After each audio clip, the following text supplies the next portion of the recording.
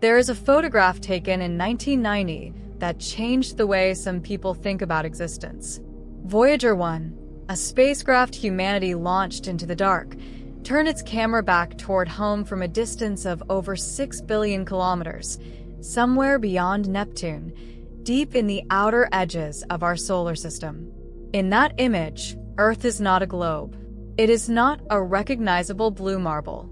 It is a pale, barely there speck suspended in a beam of scattered light, smaller than a single pixel, surrounded by nothing.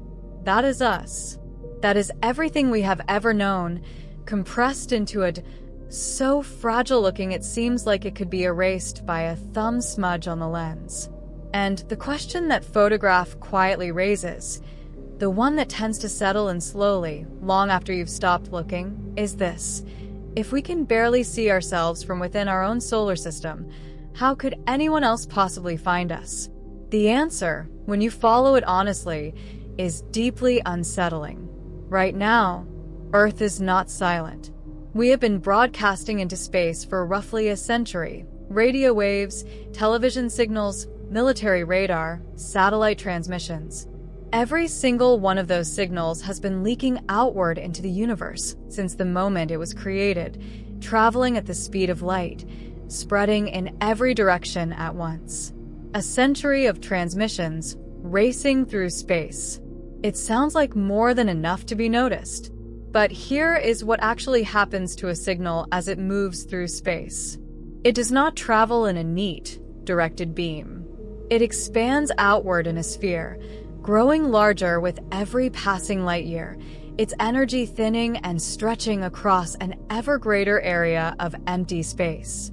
The farther it goes, the quieter it becomes.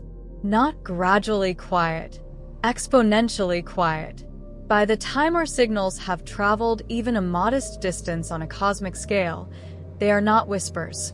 They are something far beneath a whisper, a faint tremor of information barely distinguishable from the natural electromagnetic chaos that fills the universe.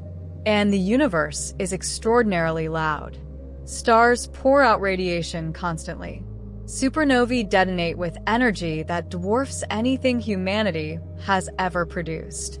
Pulsars sweep beams of electromagnetic force across the galaxy, like clockwork.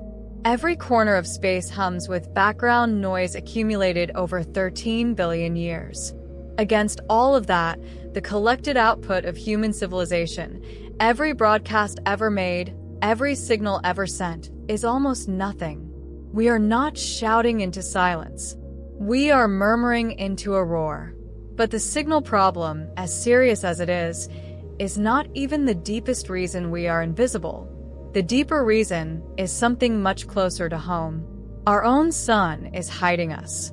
From any significant distance in space, Earth is not an independent source of light. It does not glow on its own. It reflects sunlight faintly and emits a small amount of heat radiation, but all of that is completely overwhelmed by the star it orbits. The sun outshines Earth by a factor that numbers alone cannot fully communicate. Every city on Earth lit up simultaneously, every transmission tower, every satellite, every source of artificial light or signal we have ever constructed. All of it combined does not register as a meaningful addition to what the sun already produces. Hold a small candle directly beside an industrial floodlight and try to detect the candle from the far end of a field. That ratio, as extreme as it seems, still does not capture the true difference between Earth and the sun as seen from across space. We are not dimmed by our star. We are erased by it.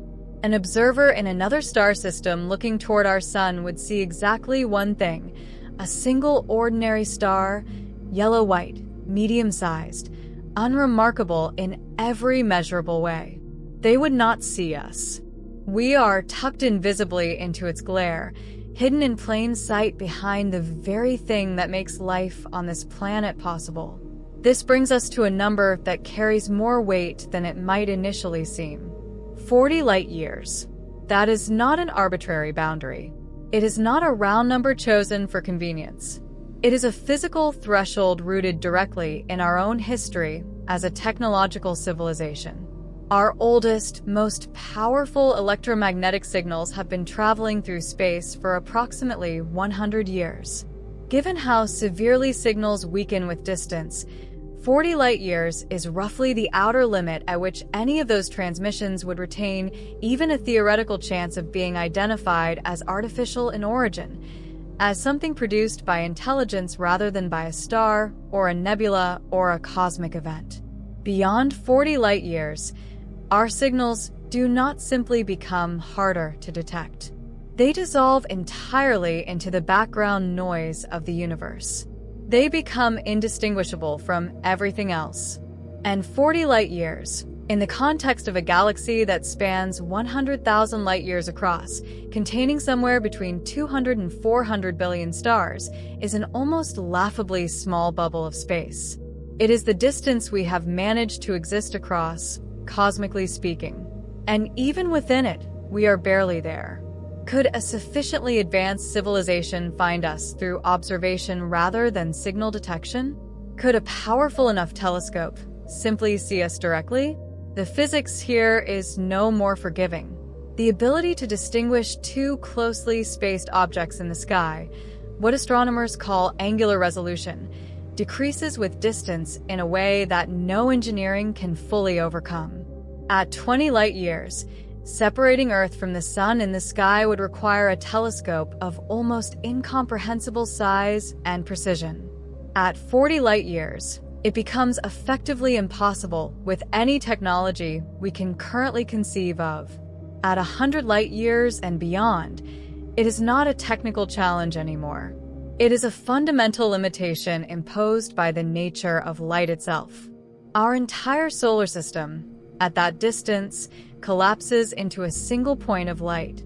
Everything, the Sun, Jupiter, Saturn, Earth, all of it, merges into one unremarkable among billions of other unremarkable dots. There are indirect methods. A civilization watching our Sun with extraordinary patience might notice the faint, periodic dimming that occurs when Earth passes across the face of the Sun, a drop in brightness so tiny it requires years of careful, unbroken observation to confirm. They might, in theory, analyze the spectral signature of sunlight filtered through Earth's atmosphere and find traces of oxygen, water vapor, or other chemical markers of life. These are real techniques. They are the same methods we use to study distant exoplanets today. But every single one of them requires something that cannot be assumed: a reason to look at our Sun specifically in the first place. Out of hundreds of billions of stars in the Milky Way, our Sun offers nothing that would naturally draw attention. It has no unusual brightness, no distinctive radiation pattern, no cosmic feature that would prompt an alien astronomer to single it out from the surrounding field of stars and devote years of observation to it. Without that initial reason, without some prior clue pointing directly to our solar system, none of those detection methods ever get used on us. The techniques exist. The problem is that no one has cause to aim them our way. The scale of what that means is worth sitting with for a moment. There are an estimated 200 to 400 billion stars in the Milky Way alone. Our Sun is one of them, average in size, average in brightness, positioned in an unremarkable region of an unremarkable spiral arm. There is nothing about it that flags it as a candidate for closer inspection. A civilization searching for intelligent life would face something comparable to being handed a map of every building on Earth and asked to identify, without any other information, which single room in which single building contains a specific book. The search space is not large. It is effectively incomprehensible. And unlike the book, we are not even visible from the doorway. We require years of dedicated, focused observation before even the faintest evidence of our existence might emerge, and that observation only begins if someone already suspects we are worth looking for. So this is where we actually stand. A planet orbiting an ordinary star, emitting signals that dissolve into noise after 40 light-years, hidden inside the overwhelming brightness of that star, located within a galaxy of hundreds of billions of other stars, broadcasting into a universe of over 1 trillion galaxies. We have been transmitting for a century.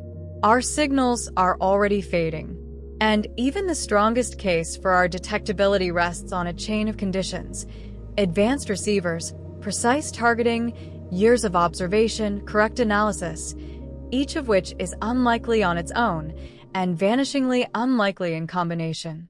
We are not hard to find in the way that a lost hiker is hard to find. We are not waiting to be discovered once someone looks in the right direction. We are invisible in a much more complete sense, absent from the awareness of the universe not through any failure of effort, but through the quiet, indifferent mathematics of distance, physics, and scale. The universe does not know we are here. And standing on this pale blue dot, surrounded by everything we have ever built and everyone who has ever lived, it is worth pausing to absorb what that actually means. Perhaps we will drift through our entire existence this way, unseen, unheard, unknown beyond a small and fading bubble of space. Perhaps that is simply the condition of being alive on a small planet in an enormous universe. Or perhaps, given what discovery by a far more powerful civilization might mean for us, the silence is not something to mourn at all. Some of the safest places in the universe are the ones no one can find.